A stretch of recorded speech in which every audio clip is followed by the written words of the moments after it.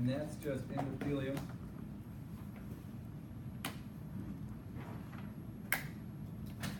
And elastic membrane. That's pretty much all that the intima is. It's very, very thin.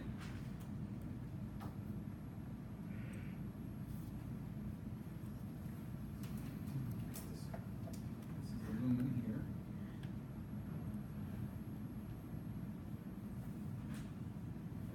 Where blood is flowing through there.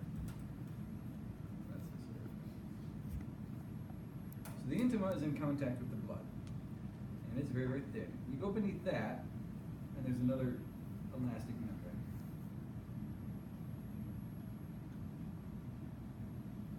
And you get into a muscular layer.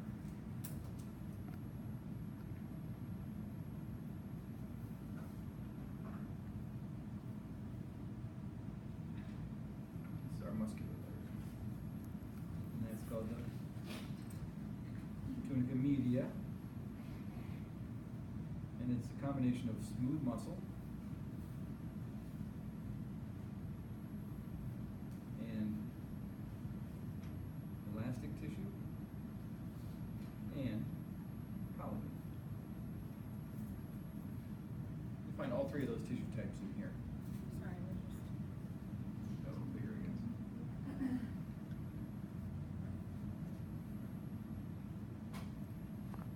That's the media. And then outside of that, you find what's called the externa. And this is much looser tissue.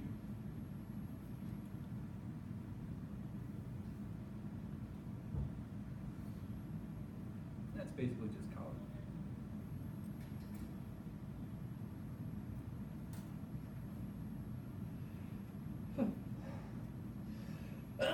Pardon me. This is typical of what you'd see in an artery. Okay. That's an artery. And a vein would look very similar. It would have an externa, but then its media would be very, very thin. And it would have an interna pretty much the same. Its lumen would be wider than the artery.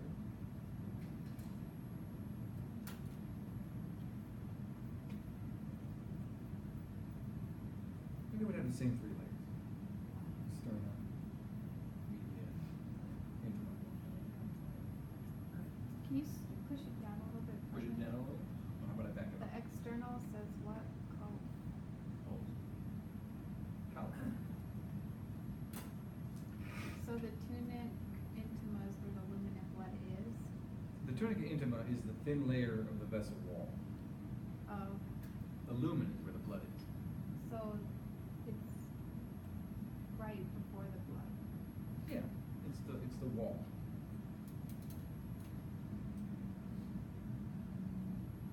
When you look at these, and I'll show you a histology section in a minute. Okay. When you look at these, you'll be really struck by how thin this media of the veins is compared to the size of the vein. When you look at it in cross section, veins tend to look like this.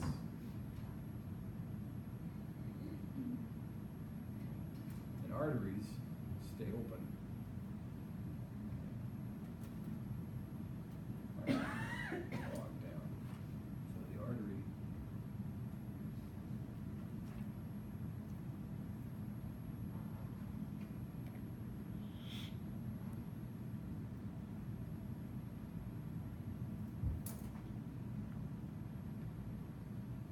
those same three tunics, but at cross section.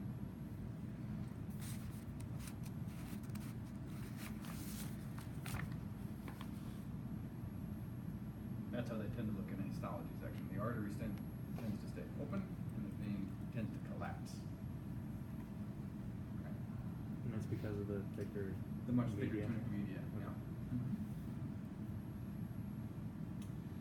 Veins, and you won't see, I've only ever seen one histology slide where you can actually see this. Veins will have little flaps of their endothelium. they'll have valves.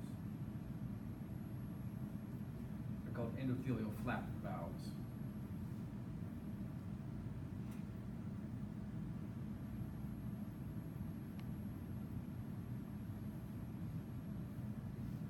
Not flag. Flap valves. Veins have valves. Okay, arteries do not. And you can see that on the board. You can see the large vein that's cut through. You can see a valve in it clearly. Something else we need to keep in mind, and that is that blood vessels are organs. Blood vessels themselves are actually organs, and so they have tissue that needs oxygen and nutrients and waste taken away. So they need to have their own blood supply. It'd be a mistake to think that the walls of the arteries and the veins could get all the nutrients that they need from the blood flowing through them. They can't. So what you have to have is you have to have branches that come out of the artery. You actually have a branch that comes out of here. Lets blood come out. And then that becomes a capillary network that actually supplies blood to the wall of the vessel itself. Okay. And it would do the same thing, it would come down and do the same thing for the vein as well.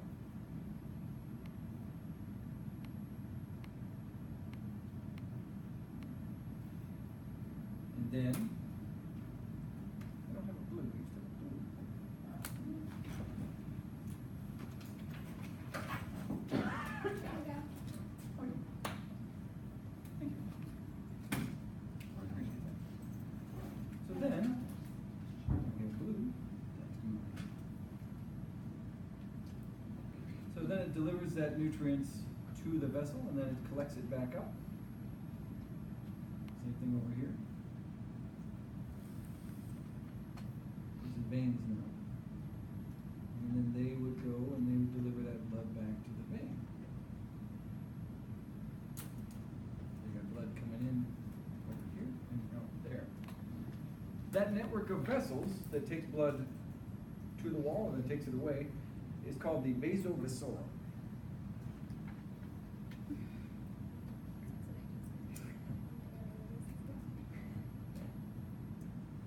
That is the vasoviscerum. On the key, they call it nutrient vessels. Okay, but its proper term, its proper name is vasoviscerum. And then on the board over there, you can see we have blood vessels that branch off. We have arterioles. So your arteries go, you have big elastic arteries, and then you have muscular arteries, and then you have arterioles. Okay? Our board starts with a muscular artery. And if you remember from the diagram that I had up yesterday, the elastic arteries are called conducting arteries, and the muscular arteries are called distributing arteries. So we're starting with the distributing artery. And then everything else below that is an arteriole, and they would go down and they would branch and branch and branch. Until eventually they feed into a capillary network.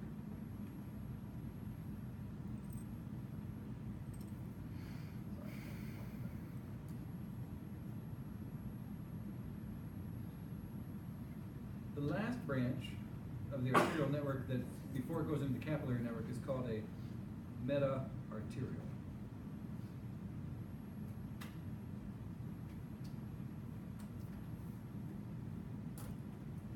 And they're the ones, and this isn't shown on the board, but they're the ones that have those precapillary sphincters associated with them. Then we go into a capillary bed, and that's where the blood gets deoxygenated, so that's where we go from oxygenated to deoxygenated. So when you talk about capillaries, we have the artery side capillaries and the vein side capillaries. And then from there we become a venule. A couple of those join, we become then a small vein. A couple of those join, we get a little thicker. And we become a medium vein. And finally that leads back into the large vein. That's everything that that board is showing here. So these are capillaries here.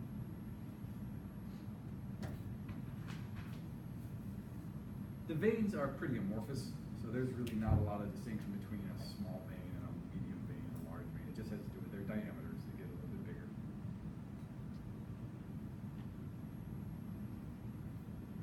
And I think there's one other little anomaly they're showing you on there. They're trying to show you a section where an artery, branch of an artery comes along and directly connects to a vein. And that spot then would be called an arteriovenous anastomose.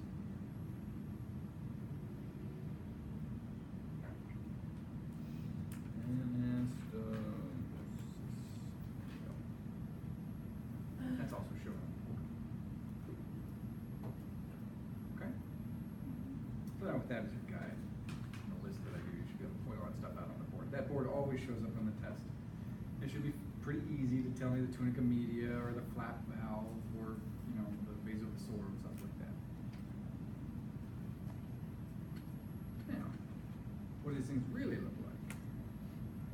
Good question. Yeah. Then we'll look over here. I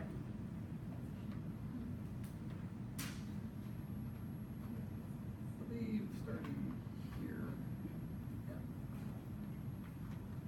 Believe it or not, this will work. Once it gets like back inside.